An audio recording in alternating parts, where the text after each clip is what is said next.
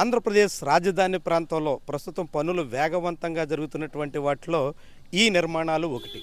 Senior IAS అధికారుల కోసం నిర్మిస్తున్నటువంటి ఈ భవనాల నిర్మాణ పనులు వేగంగా సాగుతున్నాయి. గడిచిన కొంతకాలంగా వర్షాలు ఇతర ఆటంకాలు ఉన్నప్పటికీ ఇక్కడ పనులు మాత్రం నిలుపుదల చేసినటువంటి ఆనవాళ్లు లేవు. పనులు కొనసాగిస్తున్నారు. వీలైనంత వేగంగా ఈ భవనాలు పూర్తి చేయాలని ఆశిస్తున్నారు.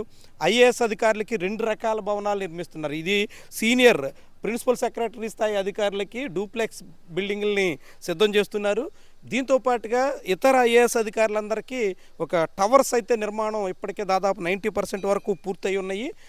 ఇవి 2 కలిపి ఐఏఎస్ అధికారులకి కేటాయించబోతున్నారు. ఇక్కడ ఈ పనులు అయితే జరుగుతున్నాయి. కేఎంవి సంస్థ ఆధ్వర్యంలో ఈ నిర్మాణ పనుల్ని చేపట్టారు. ఈ నిర్మాణ పనులు వేగంగా చేపట్టేదానికి అనుగుణంగా ప్రయత్నాలు అయితే సాగుతున్నాయి. వీలైనంత వేగంగా ఈ నిర్మాణాలు పూర్తి చేస్తామని ఇప్పటికే రాష్ట్ర ప్రభుత్వం చెబుతూ ఉంది. మంత్రి నారాయణ పదే ఈ భవనాల నిర్మాణ పనుల్ని పరిశీలిస్తున్నారు. ఇటీవల వర్షాలు అధికంగా కురిసినటువంటి సమయంలో కొన్ని ప్రాంతాల్లో ఇక్కడ కూడా వర్షపు నీరు నిల్వ ఉండిపోయింది. దాని కారణంగా చిన్నపాటి ఆటంకం కూడా కలిగింది. అలాంటి సమయంలో వర్షాలు తీవ్రంగా కురిసినటువంటి నేపథ్యంలో పనులు నిలిపివేయడం మినహా రెగ్యులర్గా ఇక్కడ పనులు అయితే కొనసాగిస్తున్నారు.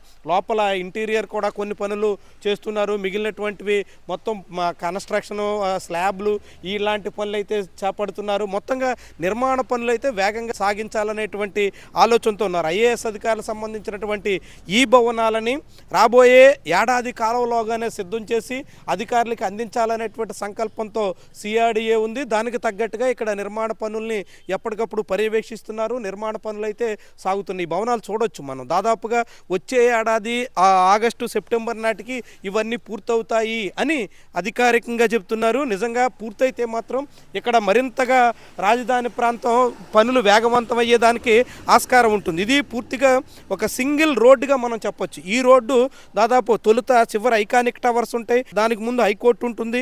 అదే వరుసలోనే ఐఏఎస్ అధికారుల భవనాలని సిద్ధం చేస్తున్నారు.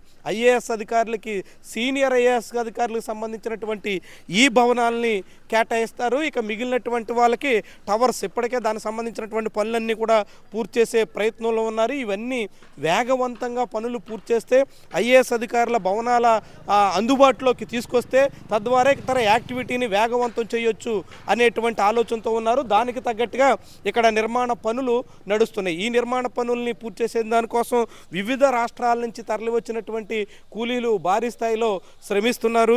అమరావతి రాజధాని ప్రాంతంలో వేగవంతంగా ఈ నిర్మాణాలని అందుబాటులోకి తీసుకురావడం అన్నది కర్తవ్యంగా సిఆర్డీఏ కృషి చేస్తుంది. దానికి అనుగుణంగా విస్తృతమైనటువంటి ప్రయత్నాలు చేస్తుంది. ఈ నిర్మాణ పనులను ఎప్పటికప్పుడు కాంట్రాక్ట్ సంస్థ, సిఆర్డీఏ అధికారులు పర్యవేక్షిస్తున్నారు.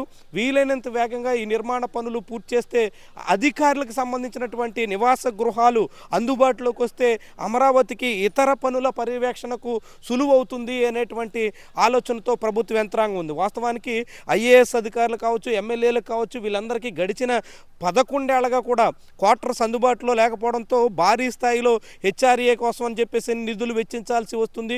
ఇప్పుడు ఇలాంటి భవనాలన్నీ పూర్తయితే అటు ఎమ్మెల్యే క్వార్టర్స్, ఇటు ఈ ఐఏఎస్ అధికారుల క్వార్టర్స్ ఇవన్నీ కూడా రెడీ చేస్తే మాత్రం ఈ రెసిడెన్స్ను వాళ్ళకి కేటాయిస్తే హెచ్ఆర్ఏ రూపంలో ప్రతి నెల ప్రభుత్వం చెల్లించే మొత్తం వాళ్ళకి ఇవ్వాల్సినటువంటి అవసరం లేకుండా ఈ భవనాల మెయింటెనెన్స్తో సరిపెట్టాల్సినటువంటి అవకాశం ఉంటుందనేటువంటి అంచనా ప్రభుత్వంలో ఉంది. మరి ఎప్పటిలోగా ఇవన్నీ పూర్తి చేస్తారు, ఎప్పటికి కేటాయిస్తారు, ఎప్పటికి అధికారులు ఇటు షిఫ్ట్ అవుతారు, ఇవన్నీ కూడా కీలకమైనటువంటి అంశాలు. అమరావతి ప్రాంతంలో ప్రస్తుతం నిర్మాణ పనులు వేగవంతంగా జరుగుతున్నటువంటి భవన సముదాయంగా దీన్ని చెప్పాల్సి ఉంటుంది.